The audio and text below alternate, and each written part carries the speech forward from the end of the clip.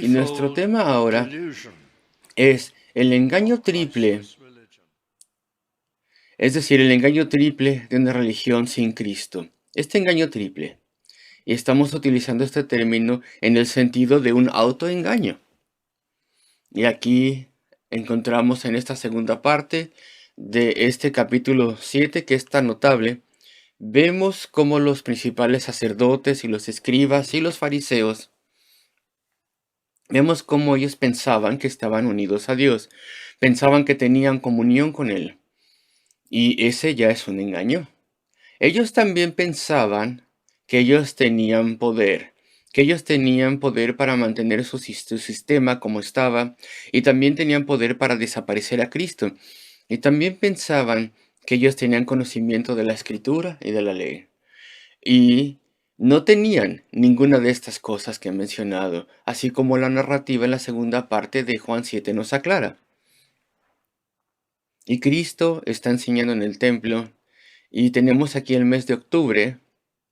La ocasión es la fiesta de los tabernáculos, y esta es la última vez en la que el Señor Jesucristo en la tierra experimentaría la fiesta de los tabernáculos. Él fue a Jerusalén y estaba predicando ahí. Y aquí retomamos la narrativa en este momento. Y si pudiera yo leerles el versículo 25. Decían entonces unos de Jerusalén: ¿no es este a quien buscan para matarle?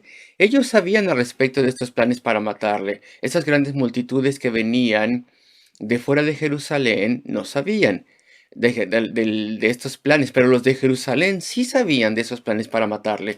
Y entonces ellos dicen: ¿no es este a que buscan para matarle? Pues mirad, habla públicamente, no le dicen nada. Ese es el versículo 26, segunda parte. ¿Habrán reconocido en verdad los gobernantes que este es el Cristo? Y la gente de Jerusalén estaban en contra de Cristo simplemente porque sus líderes se oponían a él. Si los líderes hubieran cambiado de parecer, pues entonces ellos hubieran tenido que cambiar de parecer también. Ellos simplemente estaban siguiendo cualquier cosa que decían sus líderes. Ellos no iban a pensar por sí mismos. Como la sociedad hoy en día. Las personas en general piensan que es maduro el pensar que uno sea independiente de fe y religión, pero ellos no piensan por sí mismos. Todo el enfoque de la sociedad puede ser cambiado en una generación o dos a través de la influencia de el liderazgo prevaleciente, por ejemplo, los valores morales y todo. Lo que, como lo hemos visto en los últimos 50 años, todo puede ser puesto de cabeza y las personas simplemente son llevadas por la nariz si tú quieres. Y si el humanismo científico dice que no hay un Dios, y que todo puede ser explicado de forma material, pues entonces todo mundo se alinea a eso, obedeciendo mansamente. Y siempre ha sido lo mismo. Y volviendo al texto, los líderes ya cambiaron de parecer, no lo han arrestado, de verdad ya piensan que es Cristo. Eso es lo único que querían saber. No querían saber esas multitudes si Cristo era el Cristo o no, sino si las multitudes lo habían reconocido. Y vemos esto, lo que se nos explica, pero eso es casi incidental, pero lo vemos a través de la narrativa, versículo 27. Pero este sabemos de dónde es, mas cuando venga el Cristo nadie sabrá de dónde sea. Y ese fue un error doble ya, un error doble. Ellos no sabían de dónde era Cristo, pensaban que él era de Nazaret, en Galilea. Y así como dijeron una y otra vez, ningún profeta o maestro o Mesías se profetiza que vendría de Galilea. Pero los de Jerusalén tienen un segundo error, porque ni siquiera se acuerda de dónde se supone que él había venido. Y después quiero llevarles directamente al versículo 28 y nuestro primer encabezado. Ellos pensaban que estaban unidos a Dios a través de sus obras, a través de sus ceremonias. Ellos pensaban que estas cosas en efecto les unían a Dios. Esos eran símbolos, desde luego, de redención. Eran señales, eran ayudas visuales, eran enseñanzas, pero ellos pensaban que a través del cumplimiento meticuloso de esas leyes de adoración, en efecto, de hecho, se ganaban la salvación a través de hacer eso. Eso es lo que ellos pensaban. Entonces dice, alzó la voz el Señor Jesús y dijo, y esto que dice aquí, alzó la voz, es fundamental para entender lo que sigue. Jesús entonces, enseñando en el templo, alzó la voz Es un llamado provocativo, es una exclamación si tú quieres. A medida que él enseñaba, de entre la enseñanza, él de pronto toca el punto de esta exclamación sonora. Y esta es una pista para el significado de lo que sigue. Jesús entonces enseñando en el templo alzó la voz y dijo, a mí me conocéis y sabéis de dónde soy. Y bueno, vean ustedes, el hecho aquí es que lo que Cristo está diciendo es una gran ironía. Uno no puede entender el pasaje, no puede entender la lógica de lo que dice el pasaje a menos que uno entienda esto. Es una gran ironía lo que está diciendo. No es exactamente lo que uno pensaría que fuera de forma superficial. Y la clave es esto, alzó la voz, hizo esta exclamación, a mí me conocéis y sabéis de dónde soy. Y Calvino señala esto de forma muy clara. Dice que esta es una gran ironía. De hecho, en efecto, le está diciendo, prácticamente está diciendo, ¿me conoces? ¿Cierto? Así que me conoces. O tal vez podríamos decirlo de otra forma. Tú piensas que me conoces. Vosotros pensáis que me conocéis. Y eso no es fácil de traducir o de decir, pero aquí está. Dice, a mí me conocéis y sabéis de dónde soy. ¿Cierto? ¿Sí o no? Eso es lo que tú piensas, que me conoces, sabes de dónde vengo. Es una ironía. Y no he venido de mí mismo, pero el que me envió es verdadero, a quien vosotros no conocéis. Y quiero interpretar estas palabras así, porque esa es la única forma en la que el pasaje tiene sentido. Por eso hay que interpretarlo así.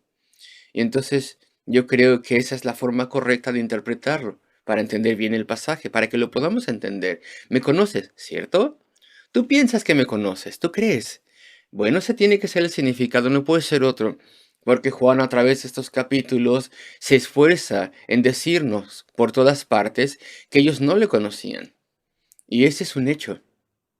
No conocían su deidad, no sabían que Él era Dios, no reconocían que Él fuera Dios, no conocían su misión, su propósito, que era sufrir y morir por pecadores, quienes un día serían redimidos para poder llevar su castigo en la cruz del Calvario había venido a este mundo, de modo que pudiera comprar su salvación por ellos.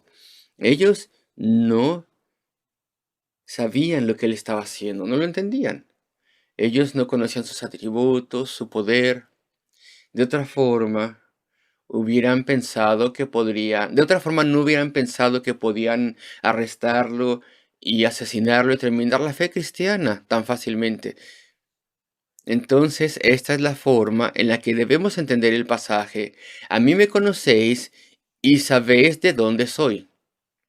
O por lo menos vosotros pensáis que es así, porque no sabían ninguna de las dos cosas, ni le conocían, ni sabían que había nacido en Belén de Judá, en la ciudad de David, así como había dicho la profecía antigua, que el Mesías nacería en ese lugar.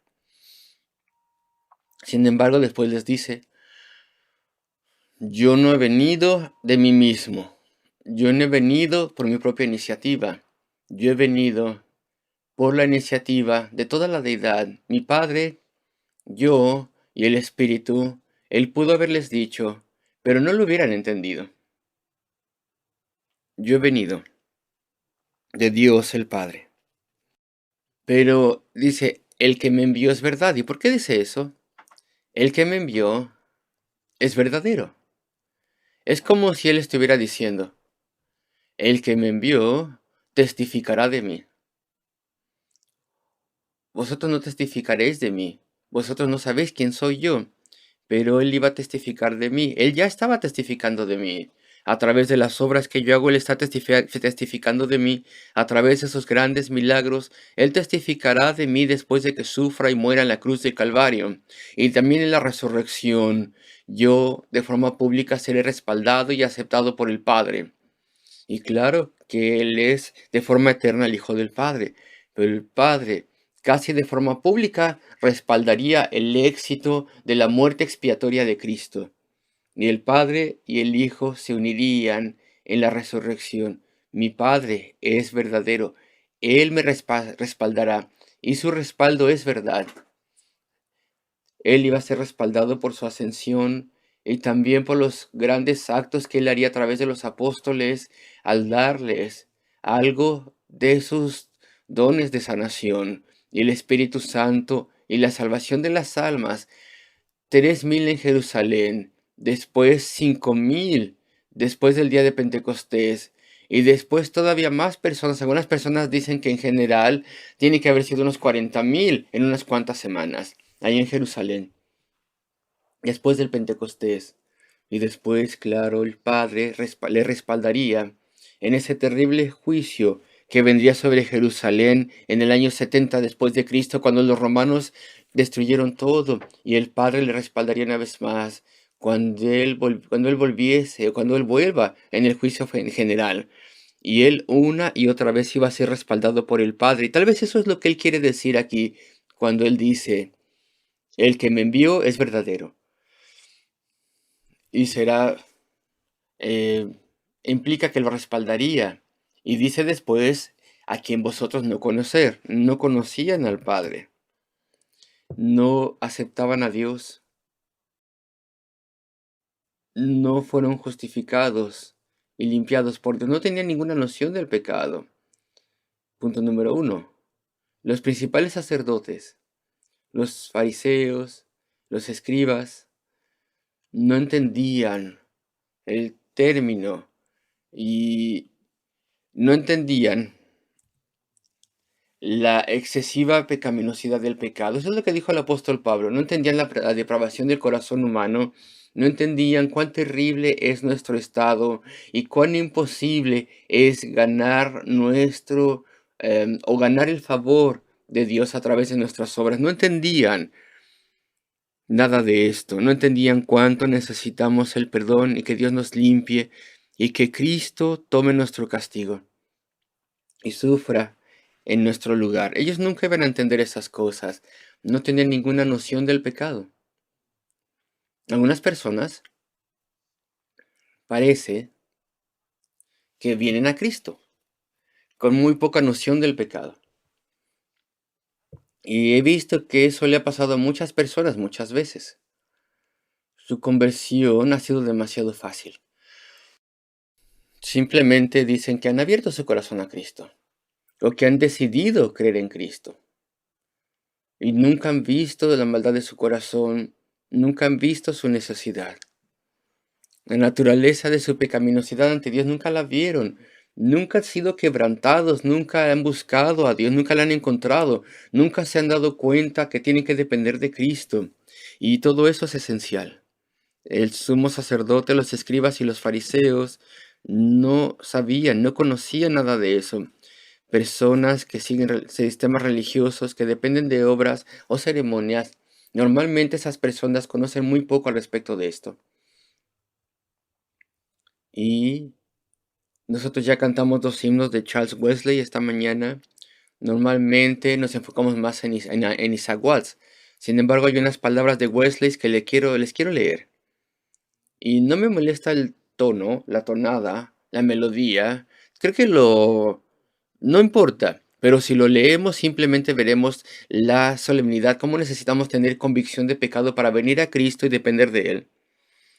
Dios de amor insondable, que tienes gran compasión, de modo que viniste a buscar la raza de Adán. Señor, nosotros somos pecadores, estamos a tus pies. En gran misericordia, mírame y borra mis pecados. Tú, que eres el Dios Santo, te he ofendido y al juzgarme estás justificado. ¿Por qué tendría que ser perdonado? Durante mucho tiempo me aproveché de tu paciencia. Durante tanto tiempo te provoqué a tu cara. Señor, provoqué la ira del cielo. Y así es como las personas pensaban cuando eran convertidas en el gran avivamiento del siglo XVIII. Comenzó en 1839. Y escuchen esto. O más bien fue en 1739. Y dice entonces el himno: Oh Señor, que tu amor fluya a mí, tu amabilidad que sobrepasa todo entendimiento, y perdóname con abundancia. Remueve, Señor, mi carga culpable, Señor, y sucia, y borra mis pecados con la sangre de Cristo, y di que este pecador viva. Derrota el poder del pecado en mí. No me permitas que permanezca esclavo del pecado, sino más bien mi alma convierte. Lávame, Señor, de mi mancha sucia. Ven, Señor, y hazme verdaderamente limpio. Créame puro en el corazón. Y te pregunto, ¿tú has atravesado, has experimentado estos sentimientos? ¿Puedes expresar todo este tipo de cosas? Entonces dice aquí, el que me envió es verdadero, a quien vosotros no conocéis. No tenía noción de cuán profundo es el pecado, no tenía noción de cuán grande es la montaña de culpabilidad, de cuánto necesitamos perdón. Y dice Cristo, versículo 29, pero yo le conozco porque de él procedo y él me envió. Y mi segundo encabezado, no solamente pensaban que estaban unidos a Dios, lo cual no era así, sino que pensaban que tenían poder para poder destruir a Cristo, deshacerse de él. Versículo 30. Entonces procuraban prenderle, pero ninguno le echó mano, porque aún no había llegado a su hora. ¿Quién buscaba prenderle? El grupo oficial que había sido señalado para aprenderlo, no había sido designado todavía, pero sin lugar a dudas había sacerdotes y levitas y fariseos que se habían dispuesto ellos mismos prenderle, pero no habían podido prenderle. Dios fue soberano, Dios hizo que fuera imposible. No se nos dice cómo, pero cada vez que ellos iban a aprenderle, algo se los impedía. Tal vez ellos pensaban, tal vez un poco más adelante sería mejor, o tal vez algo que él decía, entonces se echaban para atrás, pero era Dios que estaba siendo soberano en todo. No podían hacerlo, tenía otros 6 meses por delante, antes de su humillación, antes de su arresto, en esa debilidad aparente, y después atravesaría esas terribles pruebas y su crucifixión. Y todo eso Él lo diseñó, lo planeó, de modo que Él pudiera morir por nosotros. El versículo 31 tengo que ir ahí. Y muchos de la multitud creyeron en Él y decían, el Cristo, cuando venga, hará más señales que las que éste hace. Y versículo 32, los fariseos oyeron a la gente que murmuraba de Él estas cosas, y los principales sacerdotes y los fariseos enviaron alguaciles para que le prendiesen. En general, principalmente eran saduceos, y los fariseos y los saduceos estuvieron de acuerdo en que eso era intolerable, estaban muy molestos. La situación se nos está escapando de las manos, hay que intervenir, decían ellos, así que ahora juntos señalaron oficiales, alguaciles para tomarles, y entonces a un grupo de hombres con autoridad tenían que ir y arrestarle. Y versículo 33, cuando se acercaron, escucharon al Señor. Todavía un poco de tiempo estaré con vosotros e iré al que me envió. Ellos no tenían el poder para hacer lo que querían hacer cuando ellos quisieran. Más adelante se los permitiría, pero todo el poder estaba con él. Ellos pensaban que tenían poder. Y él con calma les dice, todavía un poco más estoy con vosotros. Hay otros 6 meses todavía. Y después sus palabras, versículo 34, me buscaréis y no me hallaréis. No sé si esto hace referencia a estos oficiales que tal vez le buscarían incluso después de su resurrección. Tal vez se les ordenó que lo hicieran así para poder desmentir que hubo algún día una verdadera resurrección. O tal vez de forma profética está hablando al año 70 después de Cristo, cuando el ejército romano rodearía Jerusalén. Y entonces Jerusalén caería, sería destruida y sería el final del sacerdocio. Y tal vez habría mucho que nunca creyeron en él, que después clamarían al Mesías que esperaban y no lo habían reconocido en Cristo. Me buscaréis y no me hallaréis, y a donde yo estaré, ¿en donde? En el cielo, vosotros no podréis venir. Bueno, pues los judíos, los líderes, pensaban que tenían todo el poder que querían. Versículo 35. De forma sarcástica y despreciativa, sin lugar a dudas, dicen entre ellos, ¿a dónde irá éste? ¿Que no le hallaremos? ¿A dónde irá donde no tengamos la autoridad y el poder para seguirle y tomarle? ¿A dónde irá que no le encontremos? ¿De qué está hablando? ¿A dónde piensa que va? A menos que vaya a ir a los dispersos entre los griegos, más allá de su jurisdicción, y entonces ellos también le rechazarán, tal como nosotros lo hemos hecho. Y después él será dejado con una humillación final, enseñando a los gentiles. Llegará a ese punto, para ellos era un asunto de gran desprecio. Y bueno, después de su resurrección y ascensión, a través del poder del Espíritu Santo y la iglesia que él dejó detrás, él haría todas esas cosas.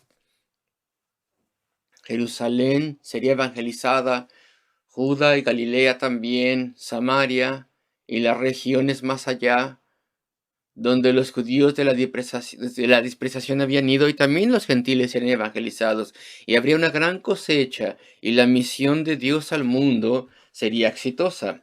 Y los judíos y los gentiles juntos serían salvos y llevados a Cristo. Los judíos elegidos, los gentiles elegidos, quienes serían salvos y llevados al reino de Dios hasta que Cristo volviese. Pero ellos tienen desprecio. Mira el versículo 36, que significa esto que dijo: me buscaréis y no me hallaréis, y a donde yo estaré, vosotros no podréis venir. Pero los eventos mostrarían que él tenía todo el poder y que ellos no tenían ningún poder. No estaban unidos a él, no tenían comunión con él, no tenían poder sobre él, excepto por el consentimiento de Cristo. Y versículo 37, el mismo encabezado, todavía el mismo punto. En el último dice, en el último y gran día de la fiesta, tal vez es el séptimo, no el día de dispersión, que es el octavo. En el último gran día de la fiesta, Jesús se puso en pie y alzó la voz, otra gran exclamación, diciendo: si alguno tiene sed, venga a mí y beba. Podríamos tomar estas palabras, simplemente enfocarnos en ellas. El último día de la fiesta de los tabernáculos. Y ahí todos los días el agua era obtenida de Silo de forma ceremonial y era llevada en procesión al templo y derramada en la base del altar. Y entonces Cristo toma esto como ilustración y dice: si alguno tiene sed, ese es el prerequisito. Y esto es lo opuesto a lo que les pasaba a los escribas y saduceos y a los sumos sacerdotes. Ellos no tenían sed, pero me voy a explicar, porque la sed es una cosa solitaria y humilde. El tener sed, y no estamos hablando al respecto de que no tenían comida tampoco, sino que más bien es como un hombre moribundo en un campo de batalla, o una persona que viaja y ya se queda sin sus recursos y ya está a punto de morir, si tú quieres. Si alguno tiene sed, y ellos no tenían sed, es decir, no tenían sed del perdón de sus pecados, no decían: ¿cómo podré recibir una bendición de Dios? ¿Cómo las puertas del cielo un día pueden ser abiertas a una criatura como yo? Ellos no eran humildes, no eran mansos, no tenían sed por el perdón y el amor de Dios. Esa es la posición en la que tienes que estar para verdaderamente poder ser salvo. Si alguno tiene sed, tienes que tener una gran necesidad. ¿Y qué dice después? Venga a mí. Tal vez tú puedas pensar que eso es arrogante. Cristo se anuncia a sí mismo como algo mucho más grande que la roca que fue golpeada en Meriba, de la cual fluyó el agua, la cual era conmemorada en la fiesta de tabernáculos de forma diaria. Y él se presenta a sí mismo y dice: ven a mí, yo soy un río de bendición y vida y perdón. Ven a mí. Si alguno tiene sed, tienes que anhelar perdón y salvación. Si alguno tiene sed, venga a mí. ¿Y qué? ¿Qué tiene que hacer? Y beba. Una persona moribunda puede beber. Un pequeño bebé puede beber. Es muy fácil beber. Y beber, esa es la palabra que queremos explicar. No hay ninguna obra. No tengo que cumplir ciertos requisitos porque no puedo cumplir requisitos. No puedo merecer la bendición de Dios y su favor. Lo único que tengo que hacer es beber, lo cual es la analogía más simple para explicar el cómo creer en Él y rendirse a Él y arrepentirse de sus pecados. Es una analogía solamente. No es por obras, no es por logros, sino simplemente hay que recibirle, hay que creer en Él con todo nuestro corazón.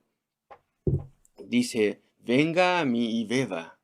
El que cree en mí, versículo 38, como dice la Escritura, de su interior, de su ser más interno, es lo que significa, correrán ríos de agua viva.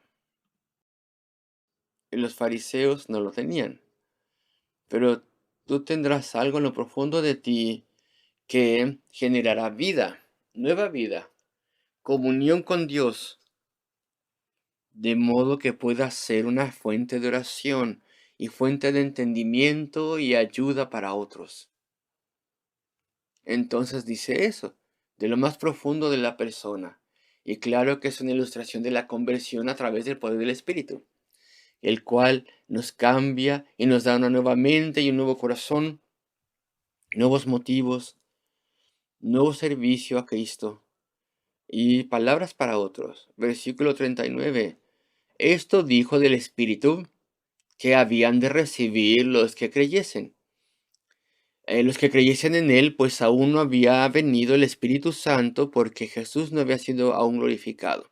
Y tengo que hablar un poco respecto al versículo 38, porque siempre tenemos personas en la congregación que tienen dificultades, personas que se aferran a las preguntas difíciles que hay por hacer. Y leen el versículo 38 e inmediatamente dicen, el que cree en mí, como dice la Escritura, y preguntan, ¿qué escritura dice esto, pastor? ¿Cuál? ¿Qué versículo? ¿Dónde en el Antiguo Testamento se dice esto? ¿Dónde se dice que un creyente tendrá esto? Es decir, que de su interior fluyan ríos de agua viva. Y la respuesta es que no hay un solo versículo, sino que el Señor Jesucristo aquí está hablando de forma general al respecto de varias escrituras que utilizan esta ilustración y que si uno las entiende todas o las pone todas juntas, el sentido es este. Y eso es lo que claramente está haciendo Cristo. Tal vez sería más fácil si dijésemos como las escrituras, lo pusiéramos en plural, como las escrituras dicen. Las grandes ilustraciones del agua en el Antiguo Testamento señalan exactamente esto. Y el Señor Jesucristo basa su enunciado en ello. Versículo 40.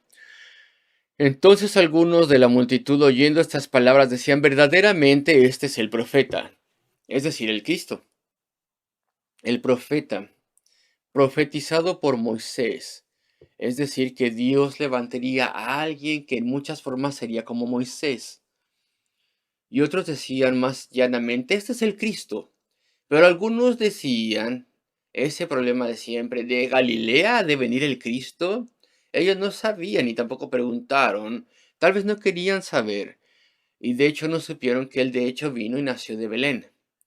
Y dijeron, según ellos, con mucha sabiduría, versículo 42, ¿no dice la escritura que del linaje de David y de la aldea de Belén, de donde era David, ha de venir el Cristo? Así que había una división entre las personas debido a él. Y rápidamente, el último encabezado, el siguiente. Ellos pensaban que tenían conocimiento y sabiduría. Pensaban que sabían las cosas. En particular, los fariseos y los principales sacerdotes. Y mira el versículo 45, por favor. Los alguaciles vinieron a los principales sacerdotes y a los fariseos y estos les dijeron, ¿por qué no le habéis traído? Los alguaciles respondieron, jamás hombre alguno ha hablado como este hombre. Y estoy seguro que simplemente la forma en la que Cristo habló les sorprendía la forma. Fue suficiente para impactarles la autoridad con la que habla, la claridad con la que hablaba, la forma en que obtenía su enseñanza del Antiguo Testamento. Estas cosas les habían sorprendido, pero no solamente esto, no solamente esa forma, sino el asunto, las cosas.